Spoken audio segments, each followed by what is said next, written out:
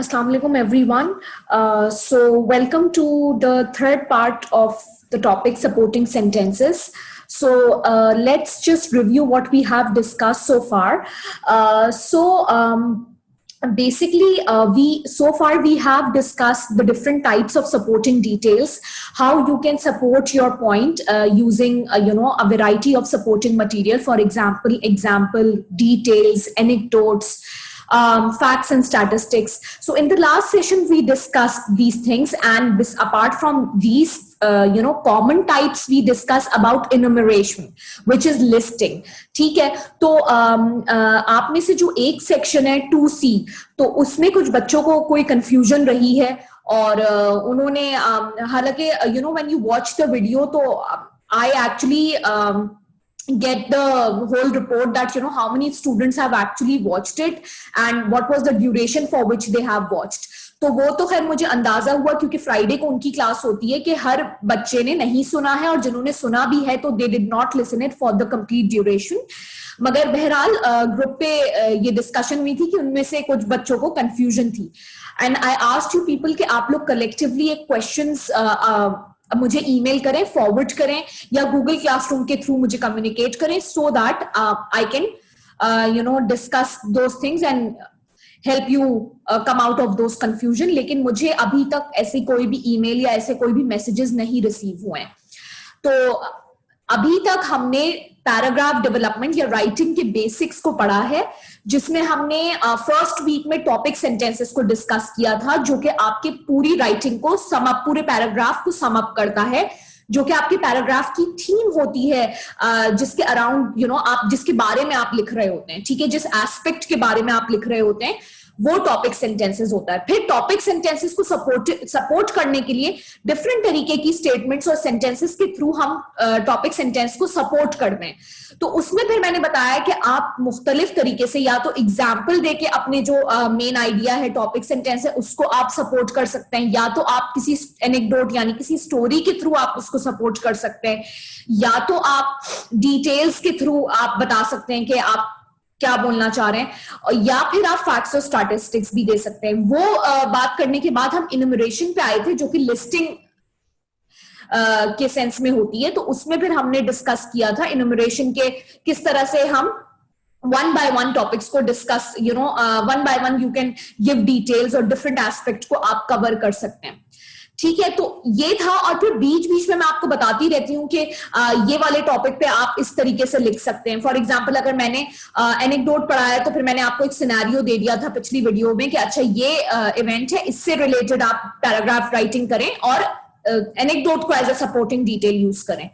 तो ये रीजन जो मैं बताती हूँ इसलिए बताती हूँ कि जब तक सिर्फ आप, एक तो पहली बात, आप लोग पूरा लेक्चर शायद नहीं सुन रहे हैं, और उसके बावजूद अगर आप सुनने के बावजूद लिखेंगे नहीं, प्रैक्टिस नहीं करेंगे, तो आपको नहीं आएगा. और जिस तरीके से मैं बता रही हूँ उसी तरीके से मैं एग्जाम में पूछूंगी. तो please take it seriously and start doing something. ठीक है, तो बहरहाल इनुमरेशन की ही एक टाइप होती है, ये क्रोनोलॉजिकल ऑर्डर. जब when the order in which thing happened or a time sequence is used to develop a paragraph, this is called chronological order. जब किसी proper sequence में, जैसे हमने लास्ट में इनुमरेशन में हमने प्रोसेस वाला एक ऑर्डर किया था, और उसमें हमने कुछ एग्जाम्पल्स भी देखी थी. हमने नोबेल लॉरिएट के अवार्ड्स किस प्रोसेस के थ्रू जो है वो अवार्ड किया जाता है उसकी एग्जाम्पल देखी थी, और देखा था कि उस पे पैराग्राफ कैसे कंस्ट्रक्ट हुआ हुआ, और उसमें प्रोसेस को एज अ मेथोडोलॉजी यूज किया हुआ था, और प्रोसेस को डिफाइन किया हुआ था स्टेप बाय स्टेप. और द रीजन कि आपको ये एक एक चीज बताई जा रही है, मैं पहले भी बता चुकी हूँ, ताकि आपकी राइटिंग में जो सेंटेंसेस है ना पैराग्राफ में, वो आपस में कनेक्टेड हो, उनका सेंस बने. ऐसे हैपहैज़र्ड राइटिंग ना हो, जो कि जितना मुझे अंदाजा हुआ है आप लोगों को बेसिक राइटिंग के इश्यूज हैं, या ओवरऑल आप लोगों को कम्युनिकेशन के इश्यूज हैं, क्योंकि आप लोगों को समझने में मुश्किल हो रहा है कि मैं आपको क्या बोल रही हूँ. हालांकि मैं बहुत खोल के और बहुत डिटेल में हर चीज बता रही हूँ. तो इसी वजह से हम इस टॉपिक पे स्टिक करेंगे आज, इनुमरेशन में क्रोनोलॉजिकल ऑर्डर को और कॉज एंड इफेक्ट को एक जो है हम कवर करने के बाद मैं आपके थोड़े ग्रामेटिकल एस्पेक्ट पे सेकंड सेशन में जो 40 मिनट्स होगा उस पर थोड़ा सा ग्रामर के हवाले से मैं लेक्चर दूंगी, ताकि आप लोग के बेसिक्स जो इश्यूज हैं वो रिजॉल्व हो, क्योंकि मुझे आप लोग के मैसेजेस से, आप लोग के बात करने के अंदाज से भी लगता है कि आप लोग या तो समझने में भी थोड़ा सा प्रॉब्लम है, स्पेशली क्लास 2C, और फिर आप लोग की राइटिंग में भी जो आप कम्युनिकेट करना चाह रहे होते हैं वो कम्युनिकेट नहीं हो पाता। ठीक है, तो इस तरीके से फिर हम बात करेंगे। तो जैसे मैंने प्रोसेस की लास्ट टाइम आपको समझाया था, तो क्रोनोलॉजिकल ऑर्डर ये होता है कि जब आप एक सीक्वेंस में चीजें बता रहे होते हैं, यानी कि जब एक सीक्वेंस में चीजें हो रही होती हैं, आप एक प्रॉपर सीक्वेंस को अपनी राइटिंग में यूज कर रहे हैं या एक प्रॉपर टाइम फ्रेम को अपनी राइटिंग में यूज कर रहे हैं, तो उसको क्रोनोलॉजिकल ऑर्डर कहते हैं। यानी कि लिस्ट ऑफ इवेंट्स है, इस टाइम पे ये ड्यूरेशन पे ये इवेंट्स हुए हैं, और आप उसको उसी ऑर्डर में एक प्रॉपर ऑर्डर में आप उसको लिख रहे हैं, तो वो क्रोनोलॉजिकल ऑर्डर कहलाता है। ठीक है, आप सबने हिस्ट्री पढ़ी है, तो आप उसमें एक लिस्ट ऑफ इवेंट्स देख रहे होते हैं ना, कि 1906 में दिस हैपेंड, 1907 में this event led to another event, and then 1909 में there was another conference। इस तरह से पाकिस्तान स्टडीज में आपने पढ़ा होगा। तो ये जो एक प्रॉपर ऑर्डर में या टाइम फ्रेम में जो इवेंट्स, लिस्ट ऑफ इवेंट्स के सेंस में जब हम लिखते हैं, तो उसको क्रोनोलॉजिकल ऑर्डर कहते हैं। ठीक है, तो अब हम एक एग्जाम्पल पहले देख लेते हैं। एग्जाम्पल में ये पैराग्राफ जो होते हैं ना, जो ये मैं मॉडल पैराग्राफ लिख के बताती हूँ, ये एग्जाम्पल होती है। यानी अगर आप अपने टॉपिक सेंटेंस को क्रोनोलॉजिकल ऑर्डर के थ्रू आप उस सपोर्टिंग आर्ग्यूमेंट प्रेजेंट कर रहे हैं, उसको कोहेरेंटली ऐसे क्रोनोलॉजिकल ऑर्डर यूज करके अपने पैराग्राफ को अरेंज कर रहे हैं या लिख रहे हैं, तो ये जो मेथड है, इसकी एग्जाम्पल है ये। ठीक है, अब मैं रीड करती हूं आप लोगों के साथ। Although the US Air Force was not officially created until after the Second World War, it had existed under other names since the beginning of the century. The Army Air Forces were started on August 1, 1907 as a part of the Aeronautical Division of the United States Signal Corps, and it was more than 1 year later that this small division carried out its first mission in its own airplane. When the United States entered World War I in 1907, the Aviation Service, as it was then called, had only 35 pilots. On December 7, 1941, the renamed Army Air Forces had only 3,000 of their 10,000 planes ready for combat. Finally, in 1947, the US Air Force was established as a separate branch of the military.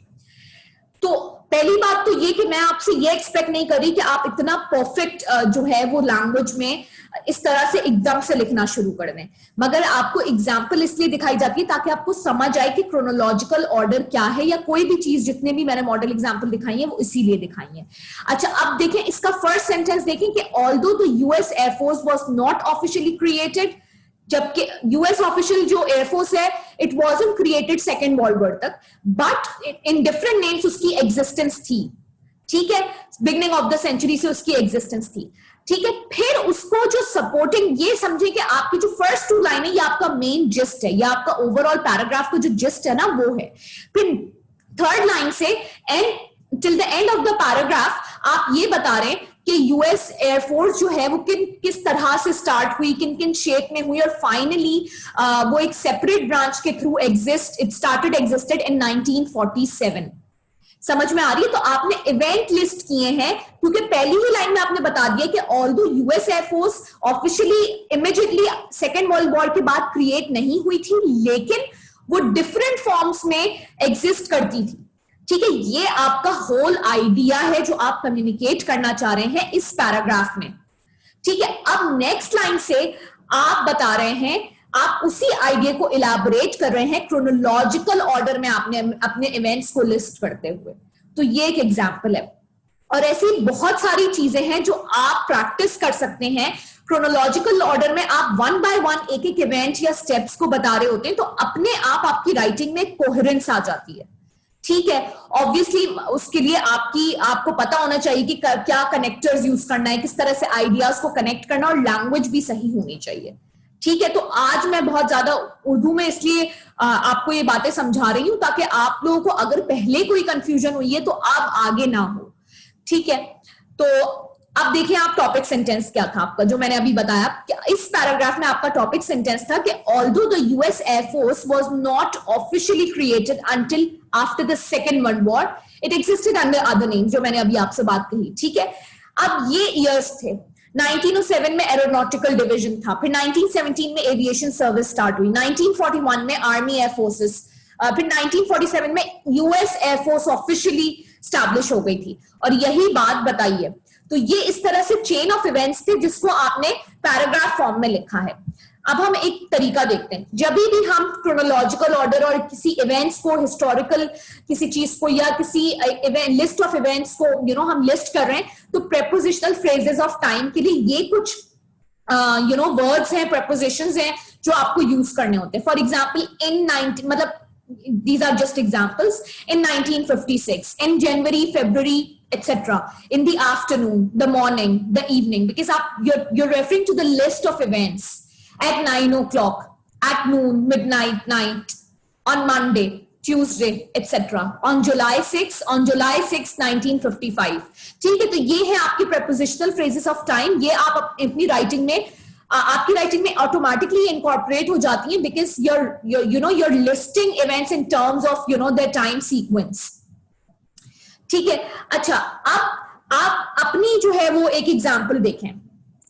ठीक है. अच्छा, ये मैंने किसी book से उठाई obviously, तो ये उनका कॉन्टेक्स्ट है, लेकिन आप इस तरह से प्रैक्टिस कर सकते हैं. ये कुछ चीजें हैं, ठीक है, ABC करके डिफरेंट इवेंट्स हैं जो these are the list of different events. For example, first I had to go to the post office. Half of the letters were addressed to American business concern. I got up at 6:30 a.m. When I left the train station, I took my boss' car to the garage for repairs. When I arrived at the office, my boss had several things for me to do. I left the house at 7:45. Now, अब आप देख रहे हैं कि अचानक से पहले तो I'm telling कि अच्छा I had to go to the post office. ठीक है, फिर अचानक से बिल्कुल ही इररेलेवेंट, मतलब कहीं से लग ही रहा कि आप पहली बात की बात अचानक से किस पे जंप कर रहे हैं. ठीक है. Half of the letters were addressed to American business concerns. अब लेटर्स कहां से आ गए? ठीक है. I got up at 6:30. Now you went back again to 6:30.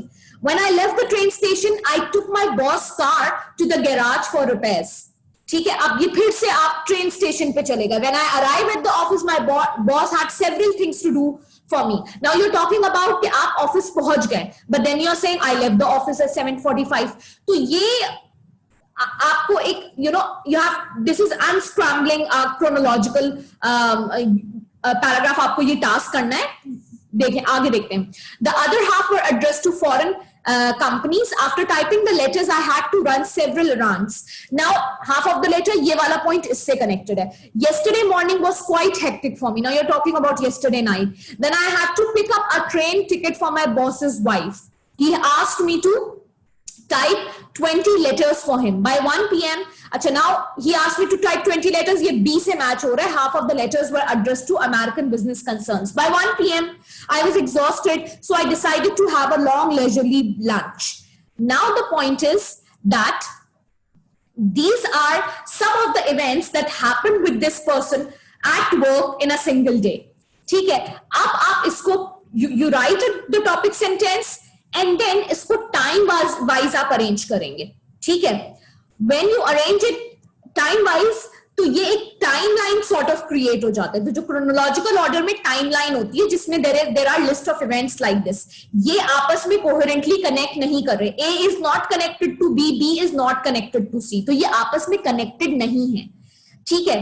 पहले obviously you got up eight 6:30, फिर कोई इवेंट, फिर कोई चीज हुई होगी, जो एक स्मूथ ट्रांजिशन होती है राइटिंग में. ठीक है. तो जब हमारी राइटिंग कोहेरेंट नहीं होती है तो सारे आइडियाज इसी तरीके से हैपेजर्ड होते हैं और किसी भी चीज का कोई सेंस नहीं बन रहा होता. ठीक है. तो आपको इसको आप अरेंज जब कर लेंगे इन टर्म्स ऑफ टाइम, तो फिर आप प्रॉपर एक पैराग्राफ फॉर्म में you can write that okay I got up at 6, then I did this, then I went to office, I left home at 7:45 and then when I went there my boss asked me to do this and that. So basically the ideas have to be connected. ठीक है. तो ये आप time wise इनको events को list करेंगे और फिर लेटर ऑन आप इसको पैराग्राफ में कन्वर्ट कर सकते हैं. ये एक मिसाल है. ठीक है. अभी दूसरी एग्जांपल आप देखें. अच्छा, after having served only this one term in the US Congress, he was defeated for re-election and returned to practice law in Springfield. It was there that, having first tried his hand at a variety of occupations, storekeeper, postmaster, surveyor, he became first interested in politics. He won the election, thus becoming the 16th president of the United States. However, he was successful in his subsequent attempts and served 4 two-year terms in the state legislature from 1834 to 1842. Shortly after passing the bar exam, he moved to Springfield, Illinois, to set up his own legal practice. Lincoln's early political career did not foreshadow the success he was to have as president. Indeed, he had almost entirely lost any hope of holding political office when in 1854, the slavery question once again forced him into the political arena. He was not successful the first time he ran for office in 1831. Now you see, here in the last slide, basically ये पूरी एक example है, but इतना text एक slide पे नहीं आ सकता. That's why it has been divided into 3 slides. If you look at point B, we were talking about 1834 to 1842.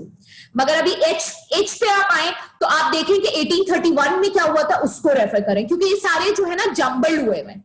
ठीक है.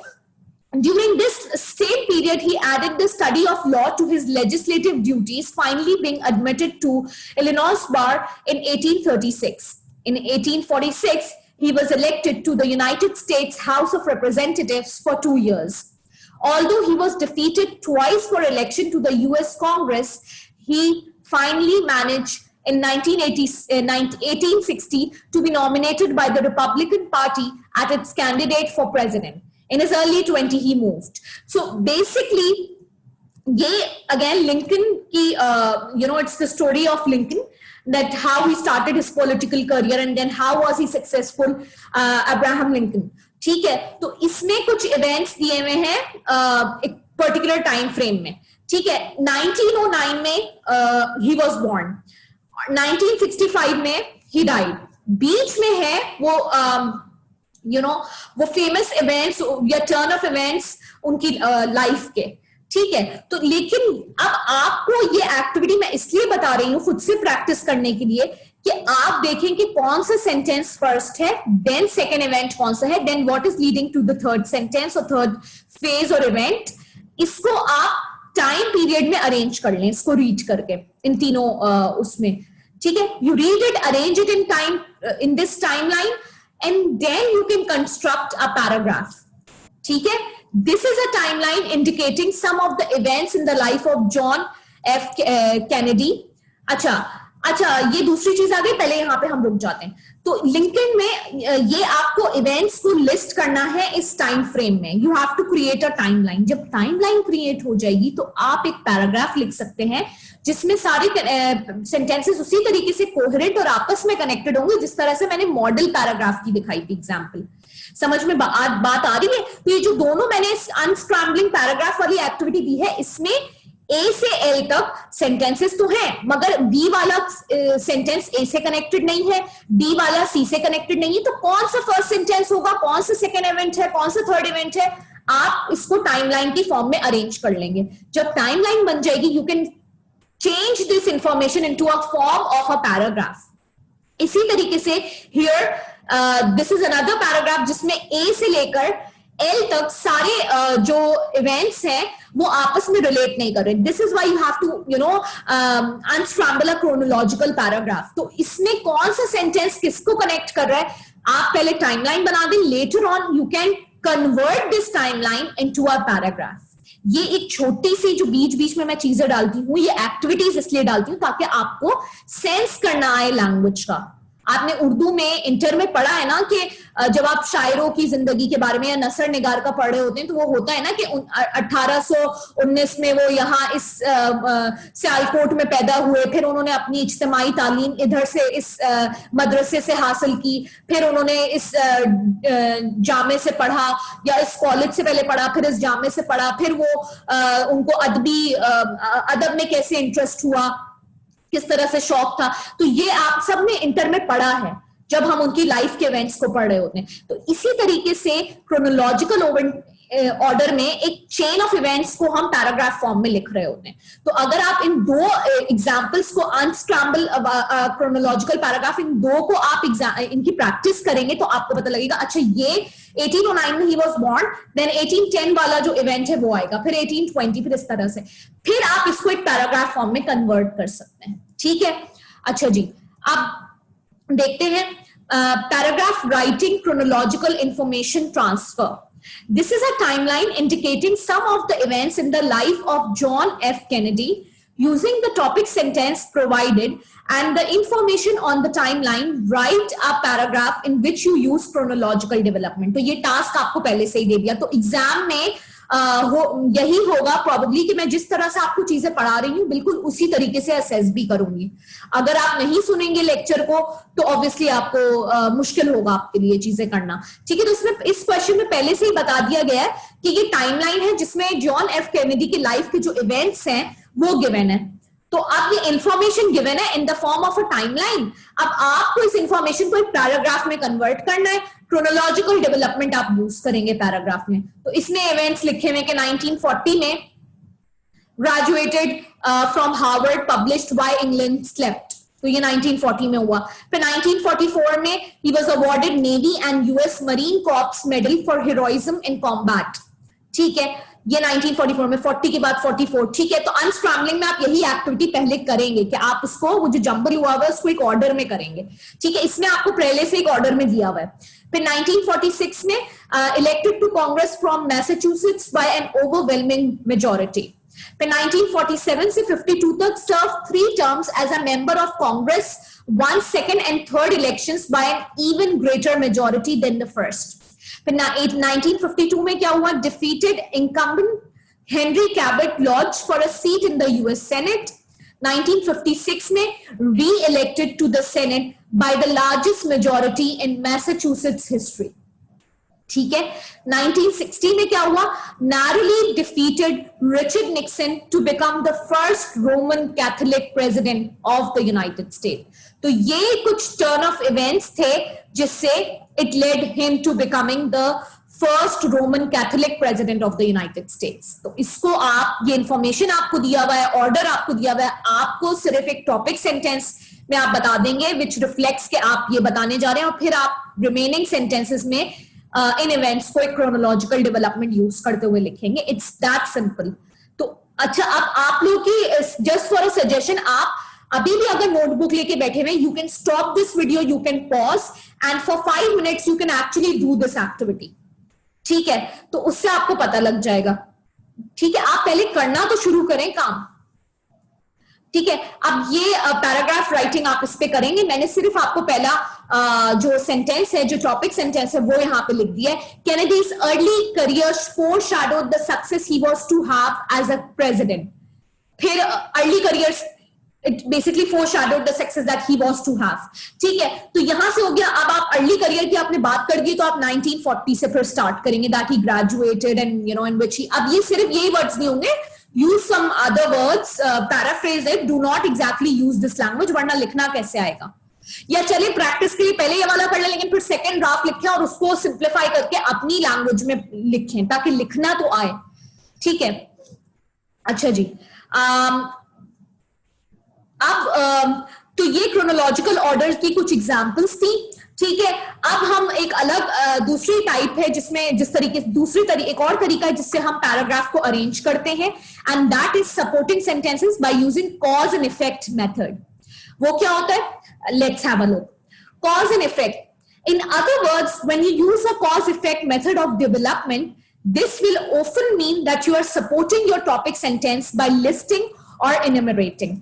Cause and effect में भी listing होती है, because you are listing causes of something and what is the impact, then you are listing that as well. ठीक है, तो आप किस cause and effect जब मेथड यूज कर रहे होते हैं तो आप किसी चीज को cause को रेफर कर रहे होते हैं, फिर उसका इफेक्ट क्या है आप उसको one by one list down कर रहे होते हैं। ठीक है, in a cause effect development there is always a causal relationship between the topic sentence and the supporting sentences, or even between major supporting sentences and minor ones. Cause effect development जब आप use करते हैं तो causal relationship होता है। Causal relationship क्या होता है कि okay this was the cause, इसीलिए ये चीजें हुई। ठीक है, तो अभी हम आगे कुछ एग्जाम्पल देखेंगे जिसमें आप टॉपिक सेंटेंस में एक बात कह देंगे, ठीक है, और फिर आप सपोर्टिंग सेंटेंसेस में फॉर एग्जांपल किसी चीज का आपने बोल दिया, अब उसके इफेक्ट क्या है वो आप सपोर्टिंग सेंटेंसेस में बता रहे हैं। या ऐसा भी हो सकता है कि आपने टॉपिक सेंटेंस में ओवरऑल अपना एक आइडिया दे दिया टॉपिक का जो आप बात करने वाले हैं, और जो मेजर सपोर्टिंग सेंटेंसेस हैं और माइनर है उनके बीच में कॉज एंड इफेक्ट वाला रिलेशनशिप है। अब जब हम एग्जाम्पल डिस्कस करेंगे तो ये चीज क्लियर हो जाएगी, ठीक है। This means that your supporting sentences become a list of either effects what a certain situation has lead to or has resulted in, or causes, reasons or explanations why something is the way it is or why it happened the way it did, ठीक है। इसका मतलब यह है कि आपका जो पूरे सपोर्टिंग सेंटेंसेस है वो एक लिस्ट क्रिएट हो जाती है, या तो इफेक्ट की कि एक सर्टेन सिचुएशन का इंपैक्ट क्या हुआ, एक चीज है उसको करने या ना करने से उसका रिजल्ट क्या क्या हुआ, ठीक है, या तो फिर कोई मसला आपने अपने टॉपिक सेंटेंस में अपने पैराग्राफ में टॉपिक सेंटेंस में बताया है, और फिर आप थ्रू आउट सपोर्टिंग सेंटेंसेस में ये बता रहे हैं, उन कॉजेस को उन रीजंस को डिस्कस कर रहे हैं, ठीक है। तो आप एक्सप्लेनेशन दे रहे हैं कि why something happened the way it happened, क्यों हुआ वो, ठीक है, तो आप ये डिस्कस कर रहे हैं, ठीक है। फॉर एग्जाम्पल अब एक ये कॉज इफेक्ट वाला पैराग्राफ पढ़ते हैं, इसमें प्रोबेबली इफेक्ट पे फोकस है as far as I remember, let's read it. Many people are worried about what television has done to the generation of American children who have grown up watching it. ठीक है, अच्छा, अब topic sentences क्या है? What television has done to the generation of American children, which means कि हम television के effects को आगे लिस्ट करेंगे. For one thing, recent studies tend to show that TV stifles creative imagination. This is the first effect of the generation of American children who have grown up watching television, in fact excessive television. तो ये पहला impact है, यानी हमने अपने topic sentence में paragraph के पहले सेंटेंस में बता दिया कि जो अमेरिकन बच्चे, वो जनरेशन अमेरिकन बच्चों की जो टीवी देखते हुए बड़ी हुई है, तो उसके इम्पैक्ट को लेके बहुत सारे लोग दे आर वरीड. तो अब फिर हम डिस्कस कर रहे हैं इस पैराग्राफ में कि अच्छा क्या क्या इफेक्ट्स रहे. तो ये एक एग्जांपल है कॉज एंड इफेक्ट पैराग्राफ की, और इस पैराग्राफ पे फोकस है इफेक्ट पे. आगे मैं एक एग्जांपल दूंगी जिसमें फोकस कॉजेस पे होगा. अच्छा, एक तो ये है कि रीसेंट स्टडीज के मुताबिक टीवी जो है वो क्रिएटिव इमेजिनेशन को हिंडर करती है. ठीक है, now let's read it. Continue reading it. Some teachers feel that television has taken away the child's ability to form mental picture in his own mind, resulting in children who cannot understand a simple story without visual illustrations. Which means कि कुछ creative imagination की बात हुई थी, अब उसको हम explain कर रहे हैं. ठीक है, तो एक तो पहले फॉर वन थिंग हमने राइटर ने सिर्फ ये लिख दिया कि रीसेंट स्टडीज शो के टीवी स्टिफल्स क्रिएटिव इमेजिनेशन. अब आपको अगर याद हो, जब हमने टाइप्स ऑफ सपोर्टिंग डिटेल्स की थी तो हमने डिटेल को रेफर किया था. तो यहाँ पे इस सेंटेंस को फर्दर इलैबोरेट कर रहा है राइटर. कैसे क्रिएटिव इमेजिनेशन वो स्टिफल होती है? कुछ टीचर्स ये कहते हैं कि टेलीविजन की वजह से बच्चों की ability to retain information या to understand a simple story वो इम्पैक्ट हुई है. अब टीवी ज्यादा देखने की वजह से जो विजुअल इलस्ट्रेशंस के बगैर कुछ भी होता है तो वो बच्चों को समझ नहीं आता. ठीक है, try to read it in and understand in English. मैं सिर्फ आप लोगों को सिर्फ सपोर्ट करने के लिए या थोड़ा सा हेल्प करने के लिए, चीजों को आसान करने के लिए मैं बता रही हूँ. Secondly, too much TV too early tends to cause children to withdraw from real life experience. ये सेकेंड इफेक्ट है. आप देख रही हैं फर्स्ट सेकेंड, तो किस तरह से कोहेरेंस आ रही है. Thus they grow up to be passive spectators who can only respond to action but not initiative. The third area for concern, now third effect, ठीक है, is the serious complaint frequently made by elementary school teachers that children exhibit a low tolerance for the frustrations of learning. Because they have been conditioned to see all problems resolved in 30 or 60 minutes on television, they are quickly discouraged by any activity that promises less than instant gratification. But perhaps the most serious result, now this is the last result, but this is the most serious one. अच्छा, अब इससे आपको याद आ रहा होगा कि हमने पिछले वीक में किसी सेशन में ये भी डिस्कस किया था असेंडिंग एंड डिसेंडिंग ऑर्डर में, यानी इन टर्म्स ऑफ इंपॉर्टेंस में अगर हम असेंडिंग ऑर्डर यूज करें तो जो सबसे इंपॉर्टेंट इंफॉर्मेशन है वो लास्ट में आप रिवील कर दें. प्रोबेबली राइटर ने यही किया. लास्ट में एक चीज बताइए, but the writer has clarified that the most serious result is the impact of television violence on children who have come to regard it as an everyday thing. Not only does this increase their tolerance of violent behavior in others, but most authorities now concede that under certain conditions, some children will imitate anti-social acts that they witness on television. तो इसमें ये cause and effect है जिसमें आप list कर रहे हैं effects को. Topic sentence में आपने बता दिया कि आप की थीम क्या है इस पैराग्राफ की, and then you have the writer has discussed 4 major effects of of watching, 4 major effects for children, generation of American children who have grown up watching excessive television. ठीक है, समझ में आ रही है बात? तो आई होप कि अब मैं इतना ज्यादा हर चीज को एक्सप्लेन कर रही हूं कि अब आपको कुछ इस तरह के कंफ्यूजन ना हो. ठीक है, अब अगर आप देखेंगे तो ये इफेक्ट्स बात हो रही थी. टॉपिक सेंटेंस आप लोगों को अब तक पता लग गया. फिर इफेक्ट्स क्या, कि पहला हमारा पॉइंट था क्रिएटिविटी का. ठीक है, takes away the ability to form multiple picture, उसको एक्सप्लेन किया हुआ था. पैसिविटी सेकंड इशू था, उसको एक्सप्लेन किया हुआ था. इम्पेशंस थर्ड इशू था, थर्ड वाला कैसे एक्सप्लेन किया था, आप फिल करेंगे इसको. ठीक है, फिर violence for last but most important one, कैसे आप इसको फिल करें ताकि आपको ये समझ आए. अच्छा जी, स्ट्रक्चरल सिग्नल्स किस तरह के यूज होते हैं कॉज एंड इफेक्ट वाले में. Children watch too much television, cause है. As a result, consequently, therefore, because of this, hence. तो इसी तरह के वर्ड्स यूज किए हैं राइटर ने. They lose creativity. तो कॉज में आपने बताया कि this is the problem, and उसका इफेक्ट क्या है, by using these words. These are the structural signals that are commonly used when you are using cause and effect development. ठीक है, children are so interested in television, watch so much television that इनमें से कोई सी भी, that they lose creativity. ठीक है, तो अच्छा ये cause है, they watch so much television, उसका impact क्या है, they lose creativity. या फिर आप effect को पहले रेफर कर सकते हैं, children lose creative ability since because of the fact that they watch so much, that they watch so much TV.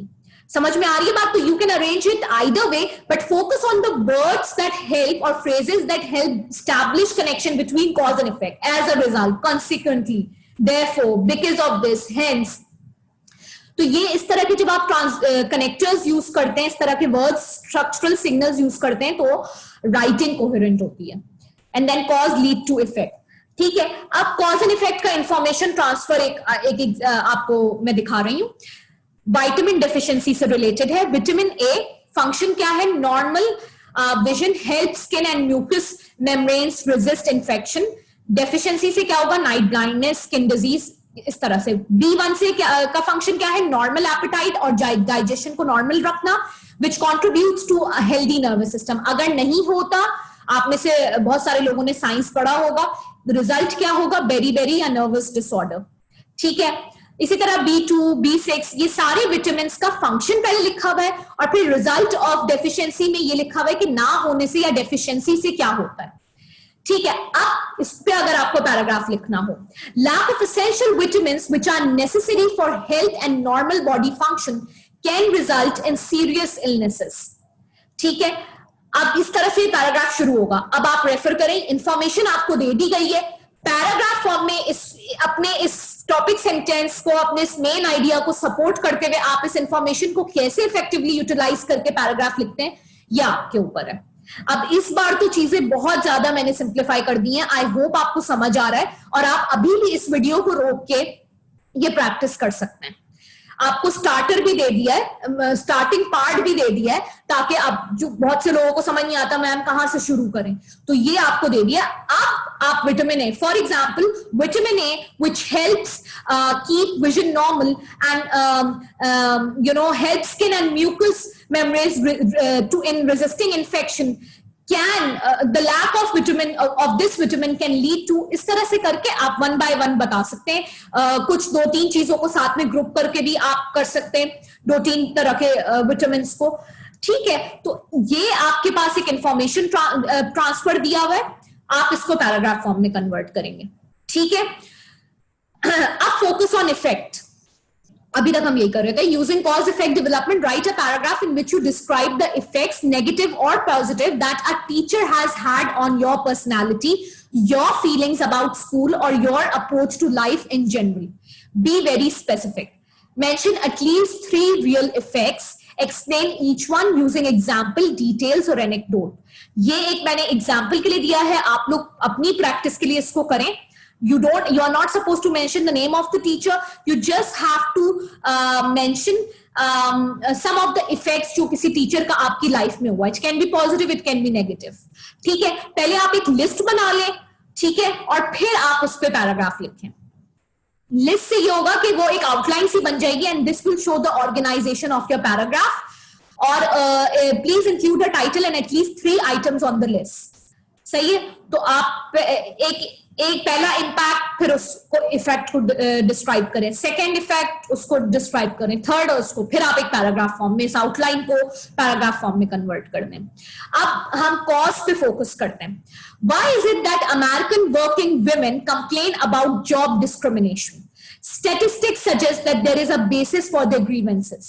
Now, ये क्यों है कि अमेरिकन खवातीन जो हैं वो जॉब डिस्क्रिमिनेशन की बात करती हैं? स्टैटिस्टिक्स रिवील करता है कि they have some logic behind their grievances. ठीक है, अब आ जाएंगे सारे कॉजेस.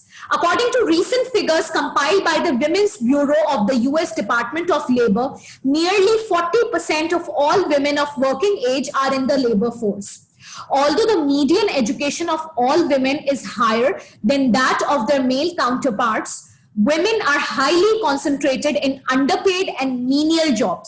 पहला कॉज क्या है उनके जॉब डिस्क्रिमिनेशन की कंप्लेन करने का? पहला रीजन क्या है? दैट ज्यादातर जो खवातीन हैं वो अंडरपेड हैं या वो मीनियल जॉब्स कर रही हैं.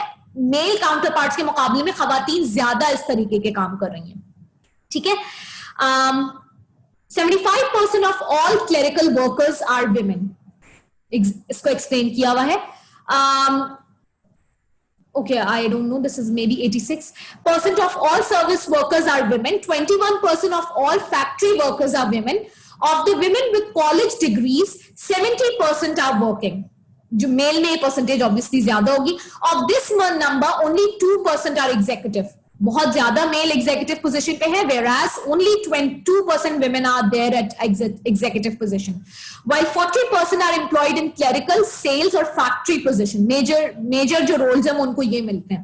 Their median income is only 51% of that of men.